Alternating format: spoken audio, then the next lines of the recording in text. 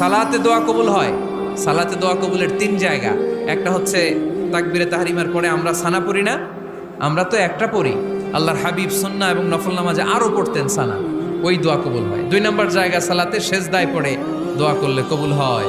আকরাবু মা ইয়াকুনুল আবদু মির রাব্বিহি ওয়া হুয়া সাজিদ ফাকসিরু ফীহি দুআ। বান্দা যখন সেজদায় লুটিয়ে পড়ে বান্দা আল্লাহর সবচেয়ে কাছে চলে যায়। তা কিন্তু বিশ্বনবী বলে সেজদাটা তোমার রবের কুদরতি পায়ের উপরে পড়েছে। সেজদায় পড়ে দোয়া করেন।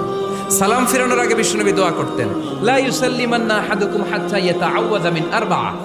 আল্লাহর হাবিব বললেন, চার জিনিস থেকে পানাহ না আছে আমার কোন উম্মত যেন সালাম না ফিরায়। তারা যেন পড়ে, আল্লাহুম্মা ইন্নী আউযু বিকা মিন আযাবিল কবর, আউযু বিকা মিন আযাবি জাহান্নাম, আউযু বিকা মিন ফিতনাতিল মাহইয়া ওয়াল মামাত, আউযু বিকা মিন ফিতনাতিল মাসিহিদ দাজ্জাল। আল্লাহ কবরের আযাব থেকে বাঁচাও, আল্লাহ জাহান্নামের আগুন থেকে বাঁচাও, আল্লাহ জীবন